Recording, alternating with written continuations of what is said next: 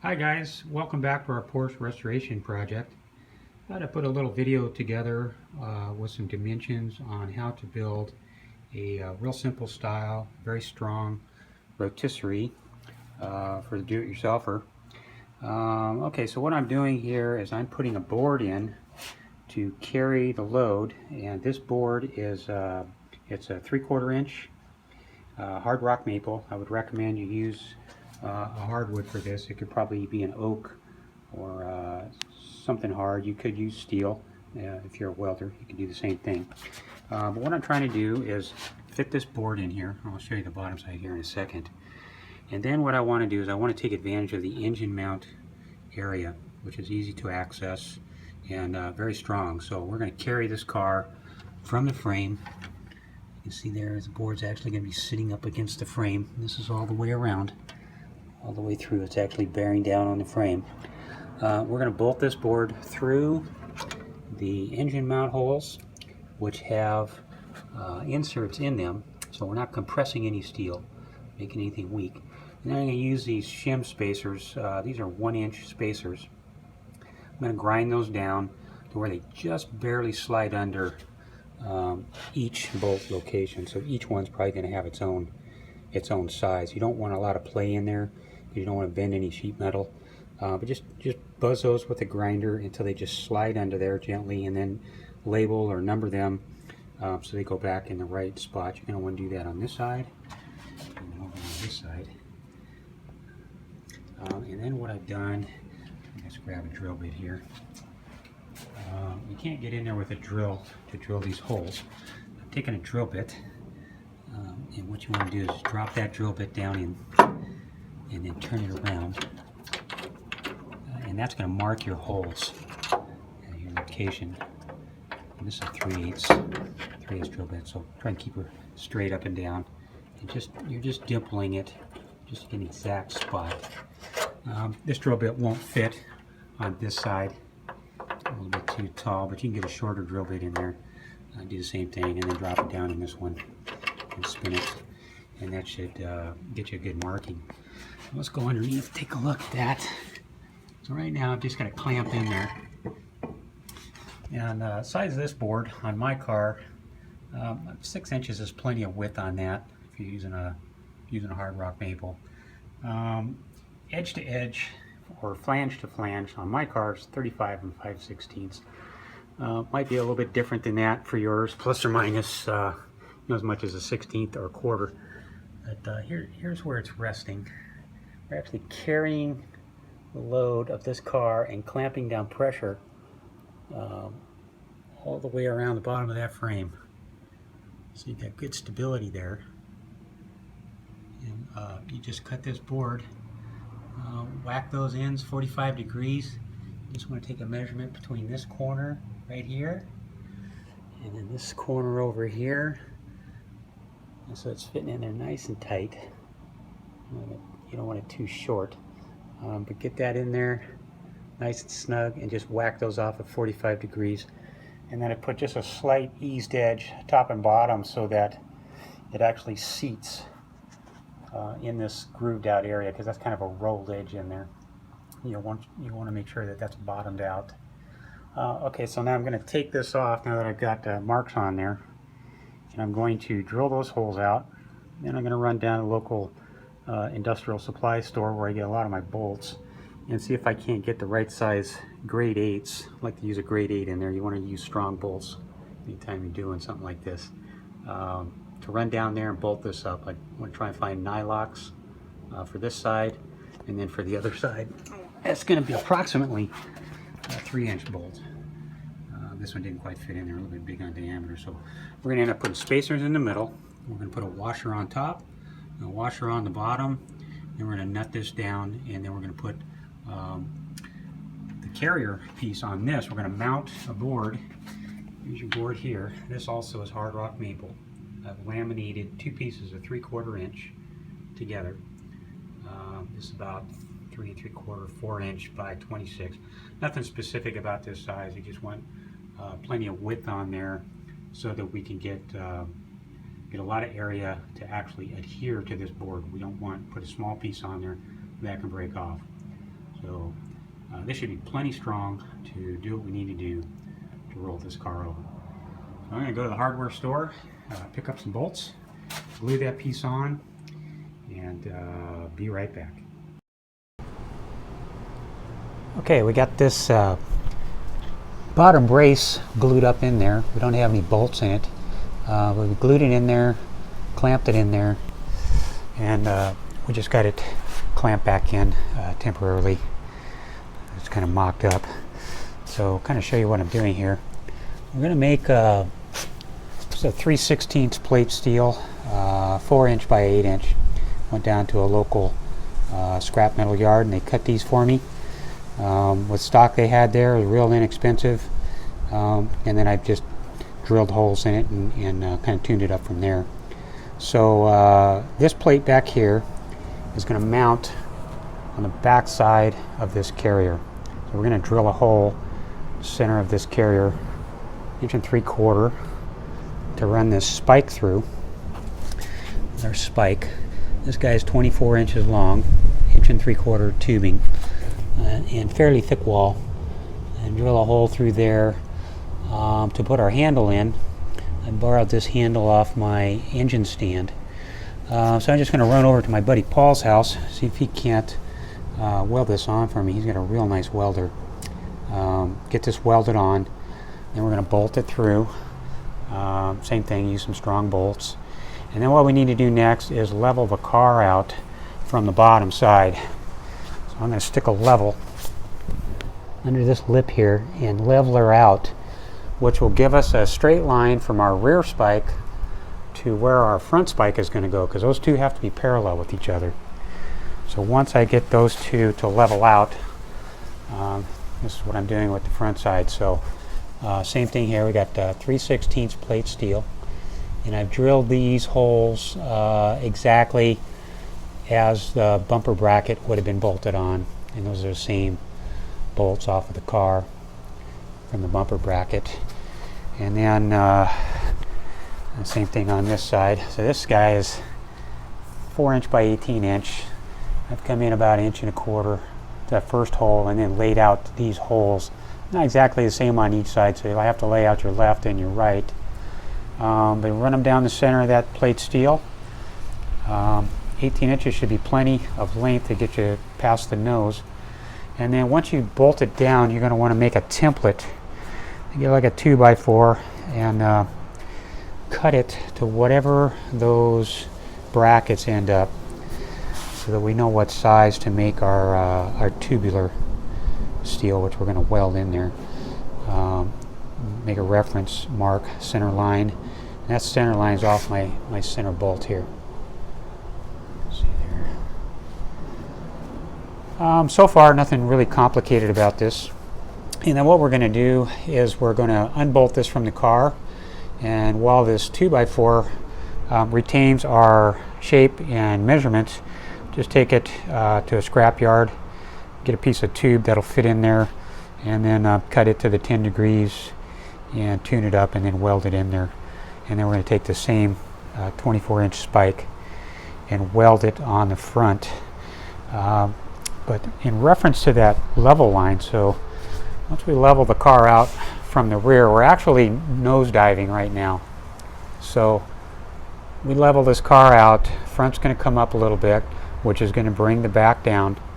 And then I'm going to shoot it with a laser, and then I'm going to run that line from the laser right across this plate.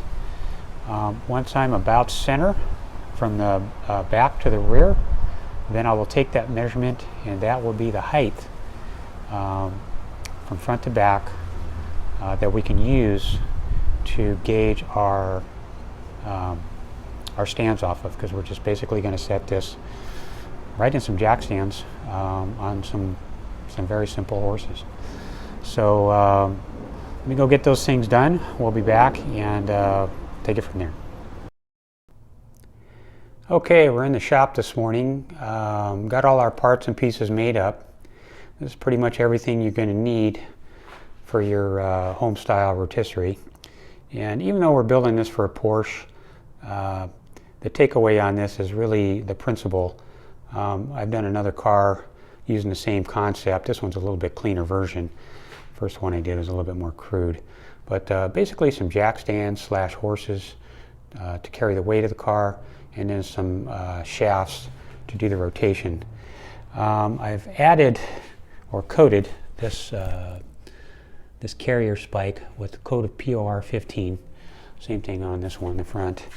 And the reason we want to do that is it's going to sit down in the top of these jack stands. And this is a piece of sticky felt, and we want to lay that in there, and what that's going to do is going to act like a bushing. Grab the spike here. Okay, so what we're going to do, we're going to set this down in the cradle, and that's going to act like a bushing to be able to roll the car in a very smooth fashion. Without the felt in there, it would still roll, but you can have more of a jerky, kind of a rough, something could stick or you could have a problem, and really you don't want that. The weight of that car, you just want to just turn it smoothly, not have any issues. I'm just doing this with one hand, and in theory, when we get it all set up, you should be able to turn the entire car with one hand with this setup. Okay, go on to this rear piece here. Okay, I haven't painted this yet because I want to show you some measurements on this. This is the second one I've made up. First one I made some mistakes on and wasn't quite happy with this design. So I'm going to go with a double carrier, one on the front and one on the rear. This is all going to be bolted through that plate, carrier plate. I'll put this on the bench and show you how it's going to work. Okay, so what we want to do is on the back side, we want to relieve this out as our spike's going to go through there. And we've got some weld buildup around that area, and we want to make sure that it seats in there and draws up nice and tight. And grab that piece. You see the weld on here is quite built up. We need some area for that to go. So I slide this in here. Okay, that's going to go in there. And you can see we need that area for the weld to just go in, draw down nice and tight. Okay, so we're going to bolt that through. And then we're going to bolt this together. Here's our bolts. Okay, this is the bottom one here. This is going to be for the carrier. It's going to be for this area right here. And bolt this plate to our rear carrier. And that guy is 2 3/4. Then we have the real long ones. They're about 6-inch. Those are going to bolt right through to the top of this entire piece. So we're going to bolt this carrier right through to this top plate. And then our engine mounts, they're running about 3.5 inches. All these are grade 8s, even though some of them are zinc colored. You want to use a high tensile strength bolt on that. No lag bolts. They're not going to be strong enough, and you don't want to have any accidents, something snapping or breaking. Also, here's our shims. These are all numbered now. They've been fine-tuned to slide under that area we showed earlier in the video. And these are basically all the bolts you're going to need to put the kit together. Not a whole lot going on there. And then here's our felt. I got this at a local craft store. There's a couple bucks for this piece, and you can cut it the size you want. You just peel that off of there. Sticks down, and it's going to work great for bushing. And here is our horse measurements, or jack stands. So if you want to pause that, you might be able to write some of this down. So if you can't make these, you might know somebody who could be able to make these for you. The bottom, I've got 2x4s under there, but I've used redwood because it's probably going to be getting wet, and I just didn't want the water to be drawn up into the boards and start falling apart. But the rest of it's plywood and Douglas fir 2x8 construction. Real simple to make, and it's all glued and nailed together with construction adhesive. Okay, so here is a rotisserie I built a few years back. This was for my Tiger. And it's the same principle. Just use some stands. This is the front of the car, and what I did here is I bolted a plywood carrier bracket with some 2x4s to the front cross member and carried the car inboard rather than in front of the car, And this actually helped with balance and just managing the whole thing up onto the horse, doing it this way rather than in front. And then in the back here, all I did was I bolt through where the bumpers go. I got some spacers in there. These are really old photographs. Just some steel, and I used some all thread, but it worked and got me through the project. And not much space here. Don't have this big 2,000-pound rotisserie you got to be clunking around, and very efficient. Of course, with this kind of a system, I don't recommend putting wheels on any of this. You don't want to put wheels on this. This is for stationary work only. And then we're going to build a dolly that we're going to lift from the dolly to the horse and then back down to the dolly. Real simple to do, and one guy should be able to do that. This is my dolly I'm just getting started on. This is platform size, but that's I'm going to do a video on that by itself, as it's quite involved. And those measurements on that dolly are going to be very specific to the height of these jack stands to lift to and from. And theoretically, one guy should be able to lift this on and set this down by himself, no problem. My first prototype didn't quite make it. Okay, so we're going to get this piece painted up, get it all bolted together, get this stuff put back on the car, and we'll see how it works, and we'll be back. Okay, we're up and running. We got our car on its side. Everything seems to be working out real well so far. You're probably wondering, how much does this car weigh fully stripped down? And the answer to that is I don't really know. But it's probably between, if I was to take a guess, between 500 and 600 pounds, which is still quite heavy. However, two guys can lift this car straight up. I had a friend over the other day. We had it on this dolly, laying flat. My friend had the front, I had the rear here, and we lifted straight up and put it back down on the dolly. So two guys can lift this car fully stripped down. So that's how we can manage this kind of a system, is just by simple lifting. Lifting it too much, too high, this could be a problem. So we don't want to do that. We want to avoid lifting too much at any one go. My friend Paul stopped by yesterday. His timing was excellent. I had all this set up. I was just bolting in the last part, and he swung by to take a look. And we just decided to go ahead and lift it from this 12.5-inch height all the way up into the saddles. That's quite high for one lift, but we were able to do it. Put the back end in first, then we went around to the front end and lifted it. But it is quite a lift from that level. That's why I want to build a different dolly, get it up a little bit higher, so that our lift isn't so strenuous. What I've done here is a little bit of a layout. It's a bunch of scribble, it looks like, but actually it's going to be very important on how this thing lifts and manages. Right now, this line here represents our temporary dolly we've been using, and that 12.5 inches works great for assembly, putting on all your suspension parts, taking them off.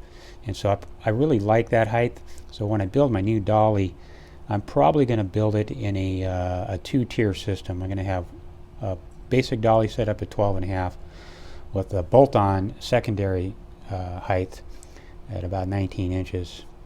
And the reason I want to do that is right now at level, when this car levels out, our pan is here, and I only want to be about an inch away from the dolly. So when I'm lifting out of this cradle, I'm only lifting it and dropping it down about an inch, and then I'm lifting it from our new dolly back up into the cradle, which only is about it's about a 2-inch lift to get it over these lips here. So I'm going to do a kind of a notch system in here, or some kind of a saddle on the side here to split that difference when we eventually got to get it back to the ground or back to our 12.5-inch drop. We don't want to do that in one shot. We want to break that up, make it half the lift, which would be a lot easier. All right, so here's our you can see we're all bolted in here now with our carrier. This thing worked out really well. This thing didn't give a bit. It lifted real nice. You can see up in here where it's sitting in there nice and tight. It's sitting in the frame. This piece is going to work out really good. Nothing to worry about there. And our bushings worked out really nice, really smooth to roll this car. On the inside, have a look. The sunlight's a bit of a problem this morning, but you can see in there we got their shims in, and it's all nutted down, and it's just doing everything we want. Real simple. Go around to the front here. Front's pretty straightforward. There it is. It's all bolted in. Front is the easiest to lift because you got plenty of area to grab. This big bar helps too to lift on. Okay, so you can see now we got good access to the bottom of the car. Finish up what we need to do and pull the rest of this suspension off of here. Everything looks pretty good except for that rotted out front area. Here's where our pedals are. This is going to be a lot easier now we can get to that. But this is going to enable you to work on a car, get all the work done that you need to get done, and make short work of it. You don't go through this process, you do a restoration and you don't at least address the bottom of these cars. It's like kind of a waste. This stuff just gets dried out with time and then starts flaking off. And the problem with it is you get water trapped up underneath it and then it starts rusting, and which is a big problem with these cars. So just painting over the top of it, not really what you want to be doing if you're going to spend a lot of time and money restoring these things. You can get it stripped out of there, and then you could, in this car, you could probably just sand this down and put some POR 15 on it and some undercoating, you'd be good to go. But I'm going to actually do some bead blasting. You can see this front area here. I stripped all this out with some hand scrapers. Wasn't bad at all. Comes right off. You can do it dry. You don't need any chemical strippers to do this. It just comes right off of there. It just flakes right off. Not hard at all. So pulling that off of there, not a big deal. Just need to be able to get to the bottom of it and get the work done. Here's our front area that's rotted out. This is going to be real easy now to put in there. Now that we can get to it. Also, this system here that we're using, this is only a 180 degree system, so we're not going to do a 360 degree roll. If we did a 360 degree roll, we would have to go about another 10 inches in height, and I think that's just too high to be working with and to try and be lifting by hand. It's alright if you got a forklift, but we don't have one of those, so we need to keep it safe and keep it manageable. So what I've done here is put a brace in, lag bolted it in. These are 2-inch lags, grade 8s. And just put a brace in there. And then I'm going to bolt this kicker leg into that brace. I'm going to do one for the left side, one for the right side. Just put a little notch in there. And that's going to hold it to the ground and hold her steady and stop this thing from crashing to the ground, getting away from you. This is plenty strong. But I do need to get some more bolts, probably some 4-inch. Put some grade 8s in there, and that'll work real nice. And I would recommend just bolting it together so that you can take it apart and remove it and put it back in there as needed. Real simple to do there. Right now we're about 2 inches off the ground. See there, about 2 inches, which seems scary, but it doesn't really matter. It's got clearance. That's really all you need. And it's a good working height now. I wouldn't brace off this roof because you could end up bending it. Easy to get to everything now. I got a whole new perspective on this. And now it's starting to get to be more fun, more of a fun project. Get through some of this hard work. Okay, so I'm going to call this part 1 on this video series on the rotisserie. I'm going to do one more segment on how to modify this stand to do our lifting to and from the ground, which would be real simple to do, and then also how to build a very user-friendly dolly with this system. What are the advantages and disadvantages here? The advantages are it doesn't take up much space, It doesn't cost a whole lot of money. Very simple to use. That's the advantage. The disadvantage, you can't roll it around. You can't do a 360-degree roll. That's about your disadvantage. But in my case, since I'm working out of the house, the advantages outweigh the disadvantages. Okay, so we're going to upload this now, and if you have any questions on any of this, any measurements or anything, just please go ahead and reach out. I'll be happy to help you.